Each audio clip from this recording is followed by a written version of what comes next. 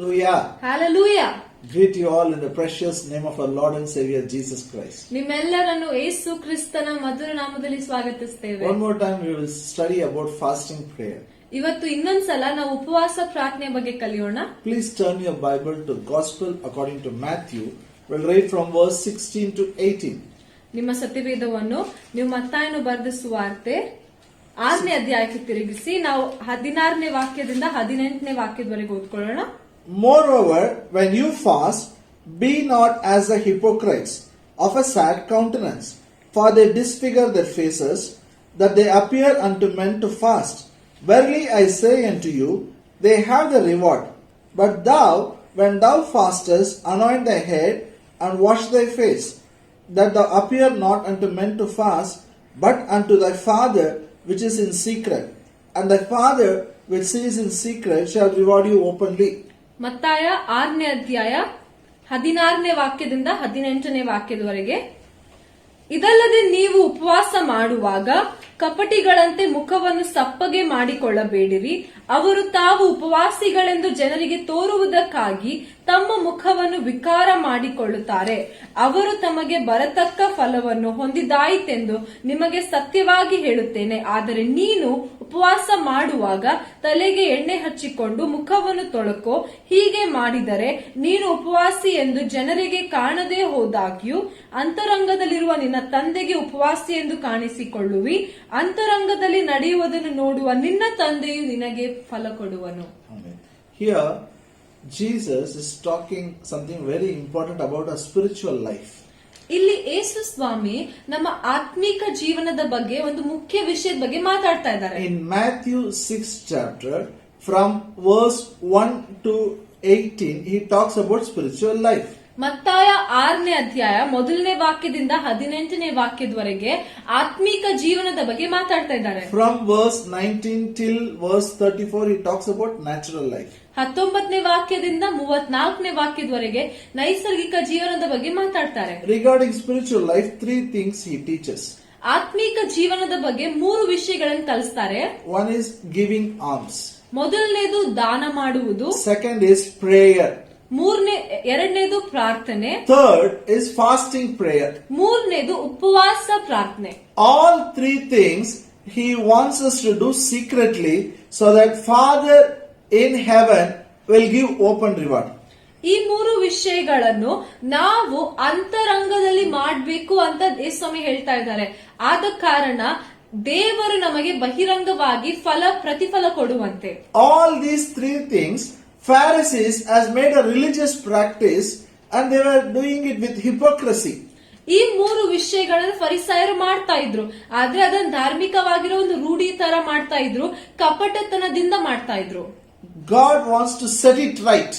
ದೇವರು ಈ ವಿಷಯಗಳನ್ನು ಸರಿಪಡಿಸಬೇಕು ಅಂತ ಬಯಸ್ತಾನೆ. Especially when he comes to fasting, he says this, you have to wash your hair, you have to apply oil, wash your face, be neat. Don't change your face, don't disfigure your face. ಅದಕ್ಕಾಗಿ ಉಪವಾಸ ಪ್ರಾರ್ಥನೆ ಬಗ್ಗೆ ಮಾತಾಡುವಾಗ ಯೇಸುಸ್ವಾಮಿ ಹೇಳ್ತಾರೆ, ನಿಮ್ಮ ಮುಖಗಳನ್ನು ನೀವು ತೊಳ್ಕೊಳ್ಬೇಕು, ಎಣ್ಣೆ ಹಚ್ಕೊಳ್ಬೇಕು, ಮುಖವನ್ನು ಸಪ್ಪಗೆ ಮಾಡಿ ವಿಕಾರ ಮಾಡ್ಕೊಳ್ಬಾರ್ದು. When you are fasting, you should not appear unto men you are fasting. ನೀವು ಉಪವಾಸ ಮಾಡುವಾಗ ಜನರಿಗೆ ಉಪವಾಸಿಗಳೆಂದು ಕಾಣಿಸಿಕೊಳ್ಬಾರ್ದು. So Jesus is telling a right way of fasting. ಯೇಸು ಸ್ವಾಮಿ ಇಲ್ಲಿ ಹೇಗೆ ಸರಿಯಾಗಿ ಉಪವಾಸ ಮಾಡಬೇಕು ಅಂತ ಕಲಿಸ್ತಾ ಇದ್ದಾರೆ. Hallelujah. Our intention should be right. ನಮ್ಮ ಉದ್ದೇಶಗಳು ಸರಿಯಾಗಿರ್ಬೇಕು. Our motives are right. It will bring a great reward from the Father in heaven. ನಮ್ಮ ಉದ್ದೇಶಗಳು ಸರಿಯಾಗಿದ್ರೆ ತಂದೆಯಾದ ದೇವರಿಂದ ನಮಗೆ ದೊಡ್ಡ ಪ್ರತಿಫಲ ಸಿಗ್ತದೆ. We believe in fasting prayer. ನಾವು ಉಪವಾಸ ಪ್ರಾರ್ಥನೆಯಲ್ಲಿ ನಂಬ್ತೇವೆ. We will fast and pray. ನಾವು ಉಪವಾಸ ಇದ್ದು We ಪ್ರಾರ್ಥಿಸ್ತೇವೆ. will fast and worship. ನಾವು ಉಪವಾಸ ಇದ್ದು ಆರಾಧನೆ ಮಾಡ್ತೇವೆ. But we should understand what is New Testament fasting prayer. ಆದ್ರೆ ನೀವು ಹೊಸ ಒಡಂಬಡಿಕೆಯ ಪ್ರಕಾರ ಎಂತಹ ಉಪವಾಸ ಪ್ರಾರ್ಥನೆ ಇದೆ ಅಂತ ಕಲ್ತ್ಕೊಳ್ಬೇಕು. Regarding fasting prayer, only once in the Old Testament God gave it as a command. ಉಪವಾಸ ಪ್ರಾರ್ಥನೆಯ ಬಗ್ಗೆ ದೇವರು ಹಳೆ ಒಡಂಬಡಿಕೆಯಲ್ಲಿ ಒಂದೇ ಸಲ ಆಜ್ಞೆ ಮಾಡಿದ್ರು. Leviticus 23rd chapter verse 27, on the day of atonement God gave to Israelites fasting as a command. ಯಾಜಕ ಕಾಂಡ 23ನೇ ಅಧ್ಯಾಯ 27ನೇ ವಾಕ್ಯದಲ್ಲಿ ಆ ಪಾಪದ ಕ್ಷಮಾಪಣೆಯ ದಿನದಲ್ಲಿಯೇ ದೇವರು ಇಸ್ರಾಯೇಲರಿಗೆ ಉಪವಾಸ ಪ್ರಾರ್ಥನೆ ಮಾಡಬೇಕು ಅಂತ ಆಜ್ಞೆ ಕೊಟ್ರು. Only once, that too once in a year, one day. ವರ್ಷದಲ್ಲಿ ಒಂದೇ ದಿನ ಒಂದೇ ಸಲ. Why they have to fast? ಯಾಕೆ ಅವರು ಉಪವಾಸ ಮಾಡಬೇಕಾಗಿತ್ತು? God wants them to leave all the work and concentrate on Him. He wants to teach them the word. He wants to teach the Israel how the salvation is going to come. ದೇವರು ಬಯಸ್ತಾ ಇದ್ರು ಎಲ್ಲಾ ಇಸ್ರಾಯೇಲರು ಕೆಲಸವನ್ನೆಲ್ಲ ಬಿಟ್ಟು ದೇವರ ಮೇಲೆ ಗಮನ ಹಾಕ್ಬೇಕು ಅಂತ. ದೇವರು ಬಯಸ್ತಾ ಇದ್ರು ನಾನು ಅವರೊಟ್ಟಿಗೆ ಮಾತಾಡಿ ಅವರಿಗೆ ವಾಕ್ಯವನ್ನು ಕಲಿಸಬೇಕು. But religious leader changed it. ಆದ್ರೆ ಧಾರ್ಮಿಕ ನಾಯಕರು ಈ ಸಂಗತಿಯನ್ನು ಬದಲಾಯಿಸಿದ್ರು. That is why in book of Isaiah 58th chapter there is one chapter written for fasting prayer. It is called fasting prayer chapter. ಅದಕ್ಕಾಗಿಯೇ ಯೆಶಾಯ 58ನೇ ಅಧ್ಯಾಯದಲ್ಲಿ ಆ ಅಧ್ಯಾಯವು ಉಪವಾಸ ಪ್ರಾರ್ಥನೆಗಾಗಿ ಬರೆಯಲ್ಪಟ್ಟಿದೆ. There are a group of people fasting and praying. ಕೆಲವು ಜನರು ಗುಂಪಾಗಿ ಉಪವಾಸ ಪ್ರಾರ್ಥನೆ They ಮಾಡ್ತಾರೆ. are asking God, why are you not hearing here? What is the matter? Why are you not changing? You change. You look at us. Why you are not impressed with us? ಆ ಜನರು ಕೇಳ್ತಾ ಇದಾರೆ, ಕೂಗ್ತಾ ಇದಾರೆ, ದೇವ್ರೆ ನಾವು ಉಪವಾಸ ಪ್ರಾರ್ಥನೆ ಮಾಡ್ತಾ ಇದ್ದೇವೆ, ನಮ್ಮೊಟ್ಟಿಗೆ ನೀನ್ ಯಾಕೆ ಮಾತಾಡ್ತಾ ಇಲ್ಲ, ಯಾಕೆ ನೀನ್ ಬದಲಾಗ್ತಾ ಇಲ್ಲ, ಯಾಕೆ ನಮ್ಮಿಂದ ಮೆಚ್ಚುಗೆ ಹೊಂದ್ತಾ ಇಲ್ಲ. But God gave a reply for them. ದೇವರು ಅವ್ರಿಗೆ ಉತ್ತರ ಕೊಟ್ರು. So I made a caption: fasting prayer will not change God. Fasting prayer will change us. ಆ ಒಂದು ಕಥೆಯಿಂದ ನಾನು ಒಂದು ಹೇಳಿಕೆಯನ್ನು ಮಾಡಿದ್ದೇನೆ. ಏನಂದ್ರೆ ಉಪವಾಸ ಪ್ರಾರ್ಥನೆಯು ದೇವರನ್ನು ಬದಲಾಯಿಸುವುದಿಲ್ಲ, ಆದ್ರೆ ಉಪವಾಸ ಪ್ರಾರ್ಥನೆಯು ನಮ್ಮನ್ನು ಬದಲಾಯಿಸುತ್ತದೆ. Repeat after me. ನನ್ನಿಂದ ಹೇಳ್ರಿ. Fasting prayer will not change God. Fasting prayer will change me. ಕನ್ನಡದಲ್ಲಿ ನನ್ನಿಂದ ಹೇಳ್ರಿ. ಉಪವಾಸ ಪ್ರಾರ್ಥನೆಯು ದೇವರನ್ನು ಬದಲಾಯಿಸುವುದಿಲ್ಲ, ಆದರೆ ಉಪವಾಸ ಪ್ರಾರ್ಥನೆಯು ನನ್ನನ್ನು ಬದಲಾಯಿಸುತ್ತದೆ. So God told them, get rid of all the things which hinders your prayer. ಅದಕ್ಕಾಗಿ ದೇವರು ಅವ್ರಿಗೆ ಹೇಳ್ತಾರೆ, ನಿಮ್ಮ ಪ್ರಾರ್ಥನೆಗೆ ಅಡ್ಡಿಯಾಗಿ ಬರುವಂತ ಆ ಎಲ್ಲ ವಿಷಯಗಳನ್ನು ತೆಗೆದು ಹಾಕಿ. You are fasting but there is no change in you. ನೀವು ಉಪವಾಸ ಪ್ರಾರ್ಥನೆ ಮಾಡ್ತಾ ಇದ್ದೀರಾ, ಆದ್ರೆ ನಿಮ್ಮೊಳಗೆ ಬದಲಾವಣೆನೇ ಇಲ್ಲ. Your lifestyle is same. ನಿಮ್ಮ ನಡತೆಯು ಅದೇ ರೀತಿಯಲ್ಲಿದೆ. Same thing except not eating food, everything is same. ಊಟ ಮಾಡೋದನ್ನ ಬಿಟ್ಟು ಎಲ್ಲವೂ ಇದ್ದ ಹಾಗೇನೆ ಇದೆ. You have to come out from sin. ಪಾಪದಿಂದ ನೀವು ಹೊರಗಡೆ You have to ಬರಬೇಕು. remove the heavy burden. You have to remove the yoke. ಆ ಭಾರವನ್ನು, ಆ ನೊಗವನ್ನು ತೆಗೆದು ಹಾಕಬೇಕು. Hallelujah. You should Hallelujah. stop finding fault with people. ಜನರಲ್ಲಿ ನೀವು ತಪ್ಪು ಹುಡುಕೋದನ್ನ ನಿಲ್ಲಿಸಬೇಕು. You should stop vanities. You should stop talking vain things. ವ್ಯರ್ಥವಾದಂತ ಮಾತುಗಳನ್ನು ಆಡುವುದನ್ನು ಕೂಡ ನಿಲ್ಲಿಸಬೇಕು. When you stop all these things, means when you change, God said, I will answer quickly. ಈ ಎಲ್ಲಾ ವಿಷಯಗಳನ್ನು ನೀನು ನಿಲ್ಲಿಸಿದಾಗ, ಅದರ ಅರ್ಥ ನೀನು ಬದಲಾದಾಗ ದೇವರು ಹೇಳ್ತಾನೆ, ನಾನು ವೇಗವಾಗಿ ಉತ್ತರ ಕೊಡ್ತೇನೆ. I will not change, you should change. ನಾನ್ ಬದಲಾಗುವುದಿಲ್ಲ, ಆದ್ರೆ ನೀವು When ಬದಲಾಗಬೇಕು. you change, ನೀನ್ ಬದಲಾದಾಗ you will have an open reward. ನಿನಗೆ ಬಹಿರಂಗವಾದ ಪ್ರತಿಫಲ ಸಿಗ್ತದೆ. You will be like a well-watered garden. ನೀನು ತಂಪಾಗಿ ನೀರು ಹೊಡೆದಿರುವಂತ ತೋಟದ ಹಾಗೆ ಇರುವುದು. Let me show one example from Bible about fasting prayer. ಉಪವಾಸ ಪ್ರಾರ್ಥನೆಯ ಬಗ್ಗೆ ಸತ್ಯವೇದದಿಂದ ನಾನು ಒಂದು ಉದಾಹರಣೆಯನ್ನು Please ತೋರಿಸ್ತೇನೆ. turn your Bible to book of Esther 4th chapter. ನಿಮ್ಮ ಸತ್ಯವೇದವನ್ನು ಎಸ್ತೇರಳು 4ನೇ ಅಧ್ಯಾಯಕ್ಕೆ ತಿರುಗಿಸಿ. We will read verse 16. ನಾವು 16ನೇ ವಾಕ್ಯ ಓದ್ಕೊಳ್ಳೋಣ. Book of Esther 4th chapter verse 16.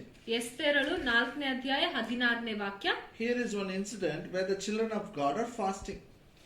ಇಲ್ಲಿ ನಾವು ನೋಡ್ತೇವೆ, ಒಂದು ಸನ್ನಿವೇಶ ಇದೆ ಎಲ್ಲಿ ದೇವರ ಮಕ್ಕಳು ಉಪವಾಸ ಮಾಡ್ತಾ ಇದ್ದಾರೆ. Hallelujah.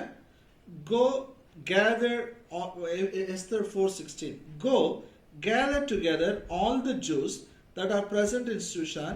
Fast ye for me, neither eat nor drink 3 days, night or day. I also and my maidens will fast likewise. So will I go into the king, which is not according to the law, and if I perish, I perish. ಎಸ್ತೇರಳು 4ನೇ ಅಧ್ಯಾಯ 16ನೇ ವಾಕ್ಯ ಓದ್ತೇನೆ, ಕೇಳ್ರಿ. ಆಗ ಎಸ್ತೇರಳು, ನೀನು ಹೋಗಿ ಶೂಷಾನಿನಲ್ಲಿ ಸಿಕ್ಕುವ ಎಲ್ಲಾ ಯಹೂದ್ಯರನ್ನು ಕೂಡಿಸು, ನೀವೆಲ್ಲರೂ 3 ದಿನ ಹಗಲಿರುಳು ಅನ್ನಪಾನಗಳನ್ನು ಬಿಟ್ಟು ನನಗೋಸ್ಕರ ಉಪವಾಸ ಮಾಡಿರಿ. ಅದರಂತೆ ನಾನು ನನ್ನ ಸೇವಕಿಯರೊಡನೆ ಉಪವಾಸದಿಂದಿರುವೆನು. ಆ ನಂತರ ನಾನು ವಿಧಿ ಮೀರಿ ಅರಸನ ಬಳಿಗೆ ಹೋಗುವೆನು, ಸತ್ತರೆ ಸಾಯುತ್ತೇನೆ ಎಂದು ಮೊರ್ದೆಕೈಗೆ ಮರಳಿ ಹೇಳಿಸಿದಳು. Hallelujah. Here is one incident. She is telling, ask all the Jews to fast and pray for 3 days.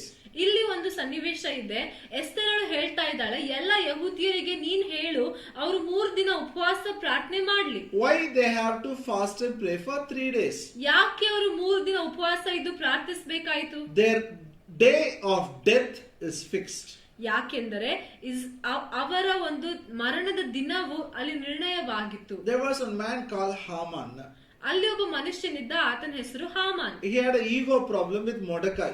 ಹಾಮಾನನಿಗೆ Mordecai ಜೊತೆ ಒಂದು ತೊಂದರೆ ಇತ್ತು, ಒಂದು ಸಮಸ್ಯೆ ಇತ್ತು. So he made a law to kill all the Jews everywhere. ಅದಕ್ಕಾಗಿ ಹಾಮಾನನು ಎಲ್ಲ ಕಡೆ ಇರುವಂತ ಇಸ್ರಾಯೇಲರನ್ನು ಕೊಲ್ಲಬೇಕು ಅಂತ ಆತನು ಒಂದು ನಿಯಮವನ್ನು ಹೊರಡಿಸಿದ. All these incidents happens in Esther 3rd chapter. ಈ ಎಲ್ಲಾ ವಿಷಯಗಳು 3ನೇ ಅಧ್ಯಾಯದಲ್ಲಿ ಆಗ್ತವೆ. You know, this book is a wonderful book. ಈ ಪುಸ್ತಕವು ಬಹಳ ಅದ್ಭುತವಾಗಿರುವ ಪುಸ್ತಕ. In this book, our country name India is written. ಈ ಪುಸ್ತಕದಲ್ಲಿ ನಮ್ಮ ದೇಶ, ಭಾರತ ದೇಶದ ಹೆಸರು ಬರೆಯಲ್ಪಟ್ಟಿದೆ. Hallelujah. Hallelujah. And all over the world, 172 provinces, 172 nations, this king was ruling. Jews were spread everywhere. ಮತ್ತೆ ಲೋಕದ ಎಲ್ಲಾ ಕಡೆ 172 ರಾಜ್ಯಗಳಲ್ಲಿ ಈ ರಾಜನು ಆಳ್ತಾ ಇದ್ದ. So this man wants to finish off Jews once for all. ಈ ಹಾಮಾನನು ಎಲ್ಲ ಯಹೂದ್ಯರನ್ನು ಒಂದೇ ಸಲ ಕೊಲ್ಬಿಡ್ಬೇಕು ಅಂತ ಬಯಸ್ತಾ ಇದ್ದ. But before he made a plan, God was ahead of him. ಆದ್ರೆ ಹಾಮಾನನು ಒಂದು ಯೋಜನೆಯನ್ನು ಮಾಡೋದಕ್ಕಿಂತ ಮೊದಲೇ ದೇವರು ಆತನ ಮುಂದೆ ಇದ್ದ. Always God is ahead of devil. ಯಾವಾಗಲೂ ದೇವರು ಸೈತಾನನಿಗಿಂತ 2 ಹೆಜ್ಜೆ 3 ಹೆಜ್ಜೆ ಮುಂದೆ ಇದ್ದಾನೆ. 3rd chapter, this man is planning. ಈತನು 3ನೇ ಅಧ್ಯಾಯದಲ್ಲಿ ಅಲ್ಲಿ ಯೋಜನೆ ಹಾಕ್ತಾ But ಇದ್ದ. in 2nd chapter only Esther came become a queen. ಆದ್ರೆ ಸತ್ಯವೇದದಲ್ಲಿ ಬರೆಯಲ್ಪಟ್ಟಿದೆ 2ನೇ ಅಧ್ಯಾಯದಲ್ಲಿಯೇ ಎಸ್ತೇರಳು ಅರಮನೆಯಲ್ಲಿ ರಾಣಿ ಆದಳು. In those days, even queen cannot go to meet a king without permission. ಆ ದಿನಗಳಲ್ಲಿ ರಾಣಿಯು ಕೂಡ ರಾಜನನ್ನು ಅನುಮತಿ ಇಲ್ಲದೆ ಭೇಟಿ ಹಾಕಾಗ್ತಿರ್ಲಿಲ್ಲ. If she goes without permission, king should see her and welcome. Otherwise, she will be killed. ಅವಳು ಅನುಮತಿ ಇಲ್ಲದೆ ರಾಜನ ಹತ್ರ ಹೋದಾಗ ರಾಜನು ಅವರನ್ನು ನೋಡಿ ಒಳಗಡೆ ಬಾ ಅಂತ ಹೇಳ್ಬೇಕು. ಹೇಳಿಲ್ಲ ಅಂದ್ರೆ So she will be killed. ಅವಳು ಸಾಯಿಸಲ್ಪಡ್ತಾಳೆ. So she said, you fast and pray for me. ಅದಕ್ಕಾಗಿ ಆಕೆ ಹೇಳ್ತಾಳೆ, ನೀವೆಲ್ಲರೂ ನನಗಾಗಿ ಉಪವಾಸ ಇದ್ದು So ಪ್ರಾರ್ಥಿಸ್ರಿ. when you fast and pray, maybe God will save me. ನೀವು ಉಪವಾಸ ಇದ್ದು ಪ್ರಾರ್ಥಿಸಿದಾಗ ಬಹುಶಃ ದೇವ್ರು ನಮ್ಮನ್ನು ಕಾಪಾಡ್ತಾನೆ. All the Jews fasted and prayed. ಎಲ್ಲಾ ಯಹೂದ್ಯರು ಉಪವಾಸ ಇದ್ದು ಪ್ರಾರ್ಥಿಸಿದ್ರು. She went, king received her, king granted her request. ಅವಳು ಹೋಗ್ತಾಳೆ, ರಾಜನು ಅವಳನ್ನು ಸ್ವೀಕಾರ ಮಾಡಿಕೊಂಡು ಅವಳು ಹಾಕಿರುವಂತ ಆ ಒಂದು ವಿನಂತಿಯನ್ನು ಆತನು ಪೂರ್ತಿ ಮಾಡ್ತಾನೆ. And the law was changed. ಅಲ್ಲಿ ನಿಯಮವು ಹೊರಡಿಸಿರುವಂತ ನಿಯಮ ಬದಲಾಗಲ್ಪಟ್ಟಿತು. The man who plotted against Jews, Haman, he was killed. ಯಹೂದ್ಯರ ವಿರುದ್ಧವಾಗಿ ಅಲ್ಲಿ ಯೋಜನೆ ಹಾಕಿರುವಂತ ಹಾಮಾನನ್ನು ಅಲ್ಲಿ ಸಾಯಿಸಲ್ಪಟ್ಟ. This is a history. ಇದು ಇತಿಹಾಸ. Hallelujah. Hallelujah. So what is the conclusion people tell? ಈ ಕಥೆಯಿಂದ ಜನರು ಏನ್ ಕೊನೆ ಮಾತು ಹೇಳ್ತಾರೆ? If you have a fear of death, fast and pray. God will protect you. God will extend your life. ಜನರು ಹೇಳ್ತಾರೆ, ನಿಮ್ಗೆ ಮರಣದ ಬಗ್ಗೆ ಭಯ ಇದ್ರೆ ಉಪವಾಸ ಇದ್ದು ಪ್ರಾರ್ಥನೆ ಮಾಡು, ದೇವರು ನಿನ್ನ ಜೀವದ ದಿನಗಳನ್ನು ಇನ್ನು ಸೇರಿಸುವನು. If you fast and pray, God will do something. ನೀನು ಉಪವಾಸ ಇದ್ದು ಪ್ರಾರ್ಥನೆ ಮಾಡಿದಾಗ ದೇವರು ಏನಾದ್ರೂ ಕಾರ್ಯ ಮಾಡ್ತಾರೆ. Hallelujah. Hallelujah. You should understand God is always working for you. ಒಂದ್ ಮಾತು ಅರ್ಥ ಮಾಡ್ಕೊಳ್ಬೇಕು, ಏನಂದ್ರೆ ದೇವರು ಯಾವಾಗಲೂ ನಿಮಗಾಗಿ ಕಾರ್ಯ ಮಾಡ್ತಾ ಇದ್ದಾರೆ. When date was fixed, fear gripped all the Jews. ಯಾವಾಗ ಅವರ ಮರಣದ ದಿನವು ಅಲ್ಲಿ ನಿರ್ಧಾರವಾಗಿತ್ತೋ ಭಯವು ಎಲ್ಲ ಯಹೂದ್ಯರ ಮೇಲೆ ಇತ್ತು. Today the whole world is gripped with fear of death.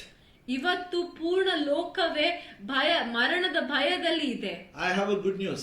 ನಿಮಗಾಗಿ ಒಂದು ಶುಭ ಸಂದೇಶ. Hallelujah. Hallelujah. Esther and Jews were protected not because of fasting prayer.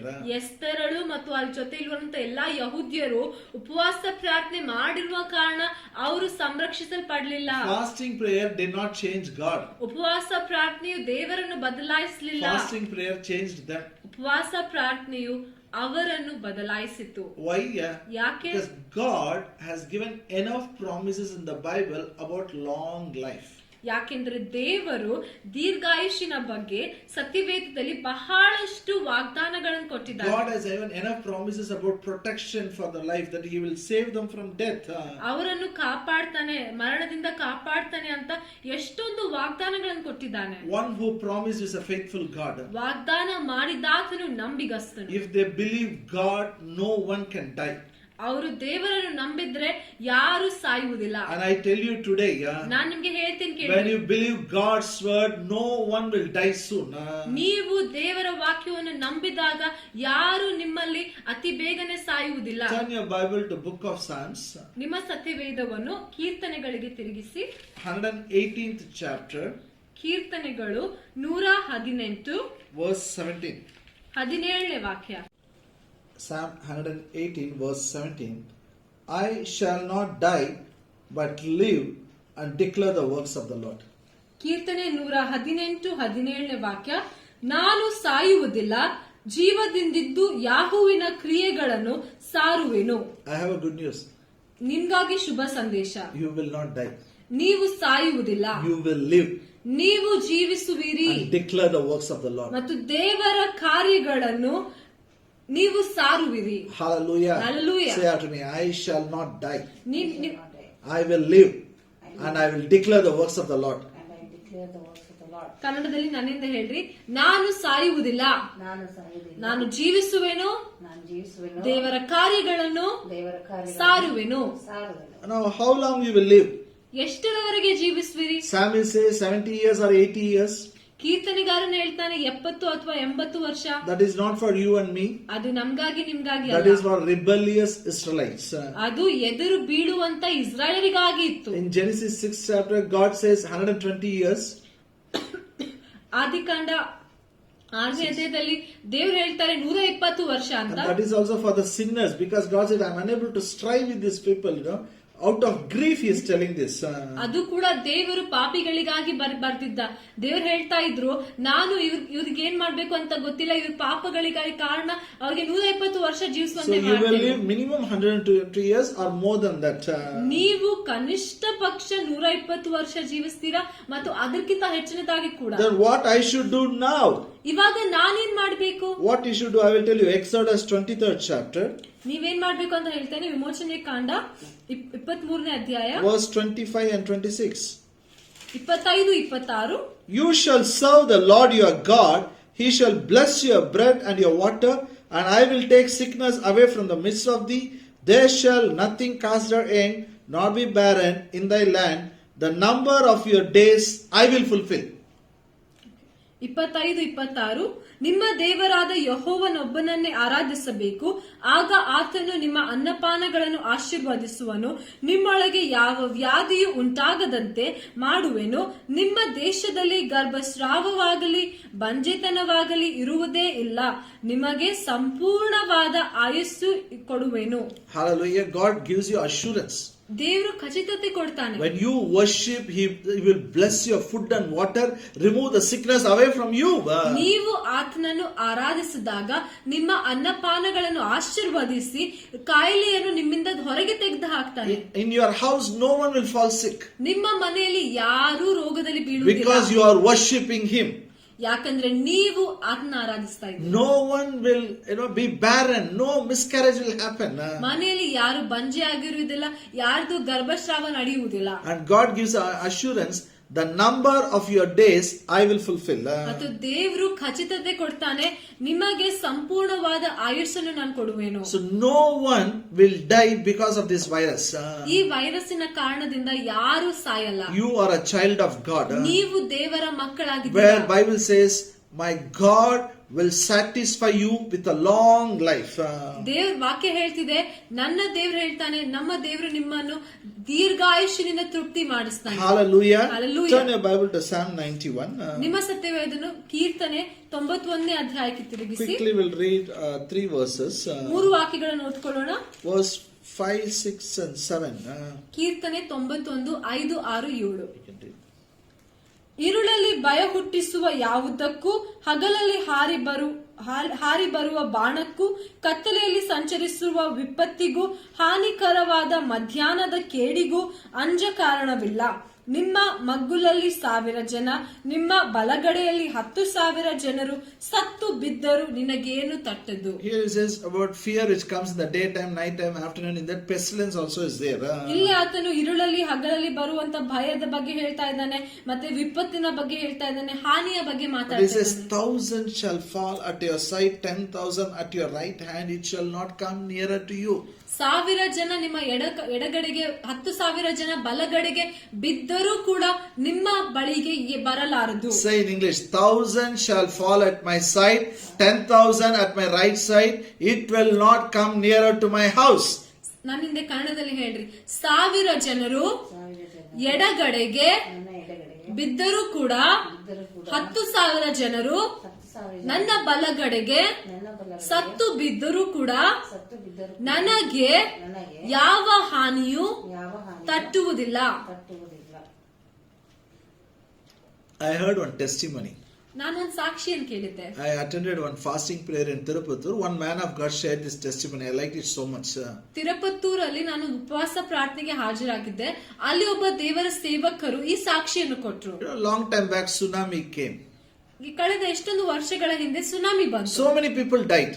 ಎಷ್ಟೊಂದು ಜನ ಸತ್ತು ಹೋದ್ರು. One pastor and his wife, they were walking, with the Bible in their hand. ಒಬ್ಬ pastor ಮತ್ತು ಅವರ ಹೆಂಡತಿ ಅವ್ರ ಕೈಯಲ್ಲಿ ಬೈಬಲ್ ಇಟ್ಕೊಂಡು ನಡ್ಕೊಂಡು ಹೋಗ್ತಾ The ಇದ್ರು. waves came and hit them. He went and sat in the second floor. ಅಲ್ಲಿ ಅಲೆಗಳು ಬಂದು ಅವ್ರನ್ನ ತಟ್ಟದಾಗ ಅವ್ರು ಹೋಗಿ 2ನೇ ಮಾಳಿಗೆ ಮೇಲೆ ಹೋಗಿ He ಕೂತ್ಕೊಂಡ್ರು. screamed, Yesuve! ಅವ್ರು ಚೀರಾಡಿದ್ರು, ಏಸುವೆ ಅಂತ. Then again he called upon the Lord. ಮತ್ತೆ ದೇವರ ಮೇಲೆ ಕರೀತಾರೆ. Another wave brought his wife and made her to sit next to him. ಇನ್ನೊಂದ್ಸಲ ಕೂಗಿದ್ದಾಗ ಇನ್ನೊಂದು ಅಲೆಯು ಅವರ ಹೆಂಡತಿಯನ್ನು ಅವರ ಬಾಜು ಕೂಡುವಂತೆ ಮಾಡಿತ್ತು. He said, I saw with my eyes thousands and thousands and dying, but we were safe. ಅವ್ರು ಹೇಳ್ತಾರೆ, ನಾನ್ ಕಣ್ಣಾರೆ ನೋಡ್ದೆ 1,000 ಜನ ಎಡಗಡೆಗೆ 10,000 ಜನ ಬಲಗಡೆಗೆ ಸಾಯ್ತಾ ಇದ್ರು, ಆದ್ರೆ ನಾವು ಸುರಕ್ಷಿತವಾಗಿದ್ವಿ. God is not a partial God. ದೇವರು ಪಕ್ಷಪಾತಿ ಅಲ್ಲ. You will not die.